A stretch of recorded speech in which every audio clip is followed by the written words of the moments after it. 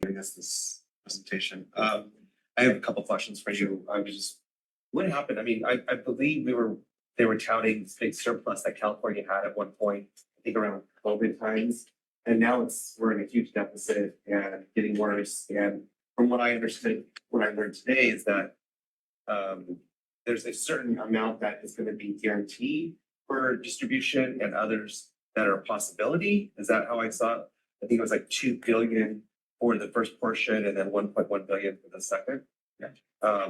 Can you explain both those situations? Sure thing. And so I'll first take your second question and just note the TRCP dollars total $4 billion. You know, under last year's budget plan, that $4 billion would have been released over 2 fiscal years.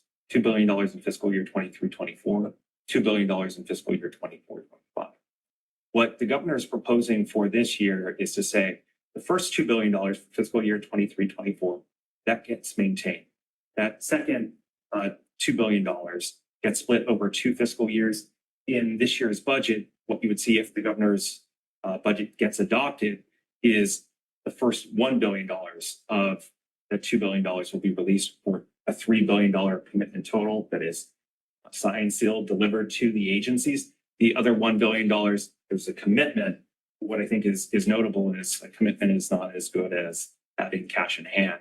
And if the budget picture continues to be bad in future fiscal year, those monies could be under threat.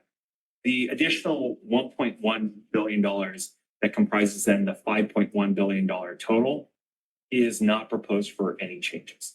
And that is because those monies are derived from the Greenhouse Gas Reduction Fund and the Public Transportation Account. Those are special funds, so don't have any bearing on the state's general fund picture. And so that money will continue to flow. So basically what I'm hearing is that it's going to be probably a $1 billion cut. I wouldn't say probably. I would say that there is some risk and potential exposure. I think what is notable here is that with the Senate Budget Committee, the champion for the dollars, $5.1 billion, is now Senator Scott Wiener. And so I should say Senator Scott Wiener is now the Budget Committee chair. That provides us probably the strongest shot possible of maintaining those dollars. There's a strong interest in maintaining them for some of the projects that he cares most about in the Bay Area, for the political coalitions that are inherent for maintaining those monies for the Bay Area. Others will fall in line. We have a strong shot of maintaining those dollars, provided the budget outlook doesn't continue to be great in the future. So we will look forward to speaking with you about that. So then I do want to take your question about what's happened. We had these record budget surpluses. Now we have a record budget deficit. What's happened is 2 things. The first is that last year, as they were developing the budget, they were having to develop the budget based on projected tax revenues. And they did that budget development because, as you may recall, with the flooding that happened last year, federal government and the state of California extended the deadline for filing taxes. And so last year, for the first time in recent memory, the state did not have tax receipts in hand. They could not pinpoint exactly how much money they had to appropriate. And they were massively wrong in their projections. And so a lot of the budget deficit is a reflection of the imbalance between the projections and what actually came in ultimately in receipts. The state overextended itself in short. The other thing that's happened is that the state's budget picture and really, tax revenue structure is heavily balanced on high income earners. Vast majority of the monies that we use to support the general fund are collected by high income earners for income taxes, capital gain taxes.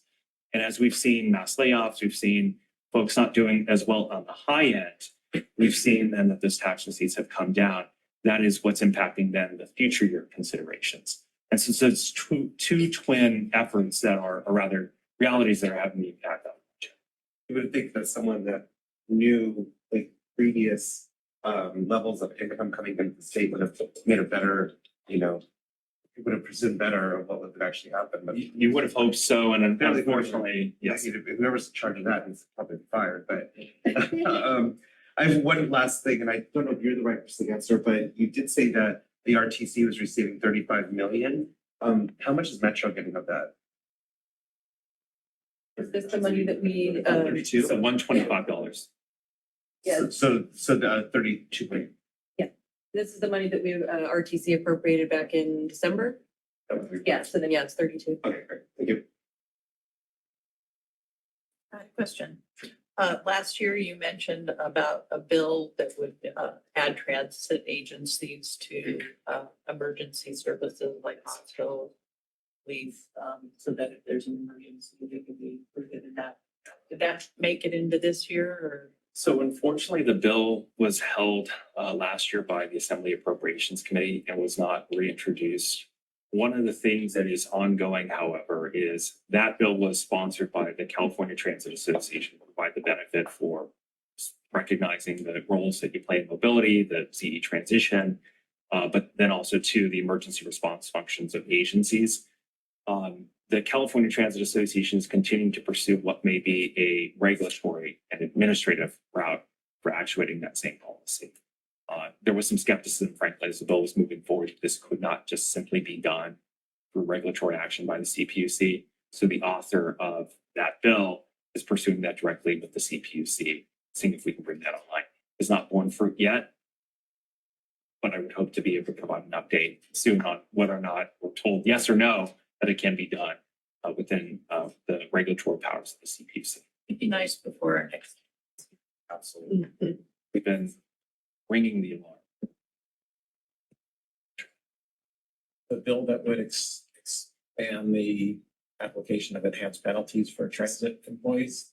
What's the likelihood of that?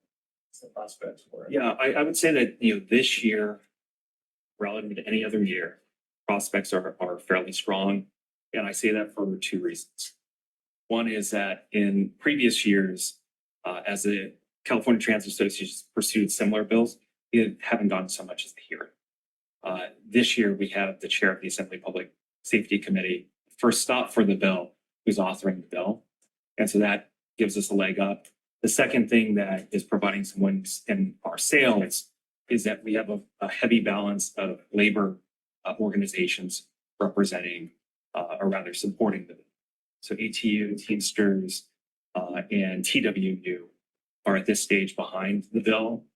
And they're going to be working to bring online other organizations. I can't speak for their level of commitment at this stage, but they're going to be serving as an intermediary with SEIU and AFSCME, who have representatives at a number of agencies in various roles.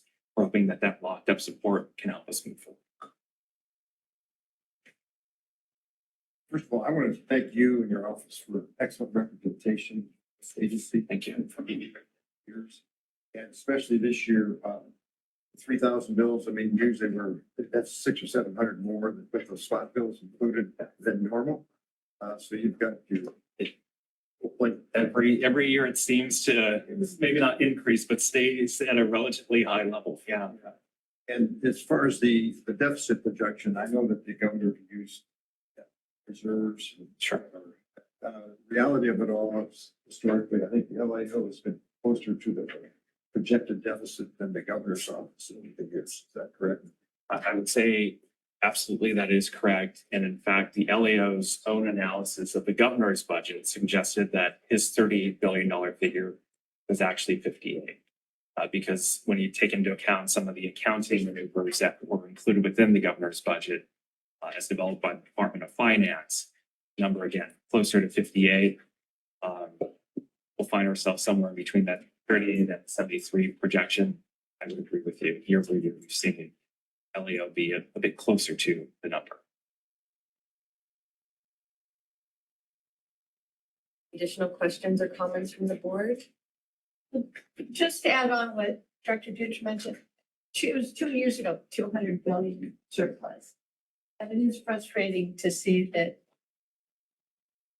this much planning, this much misjudgment, 200 billion surplus to so many programs that are so vital. Yeah. Are being hurt, in all areas. And I know many of us went to Sacramento 2 years ago and advocated for housing funding and different funding for some of the projects in transportation. And so thank you for the work, but it is, yes, Director Dutra, you go from 200 billion deficit to some misjudgment this one year. I would say certainly disheartening, and one of the conversations in here, I'm maybe speaking a bit farther than where I've got direction or deep knowledge, but one of the areas where folks have talked about some reforms is around the GAM limit. It's a constitutional limitation on really the ability of the state to save and to spend. And what it created in this last cycle, when we had these record surpluses, was the state had to make a decision. If you want to keep the money, you have to either make investments, one-time expenditures in capital projects, or you have to release that money back to the people. And so the legislature and the governor did both things. And so we saw, historic one-time investments in capital projects, which now, of course, are being bought back some. But we also saw things like the gas rebates they gave everyday Californians and a debit card structure. That was almost $20 billion that went out the door. And that is because the state was not able to hold on to those monies and just grow their coffers and grow the reserves. And so in a future year, to kind of stymie what is this kind of boom and bust cycle, there may have to be some consideration to reform there to allow for the state to save more money, not spend in a compelled fashion to make sure that we can account for some of these challenges that we know are coming. That's a good point. Thank you. All right, seeing no further comments from the board, we'll go to public comment on this item.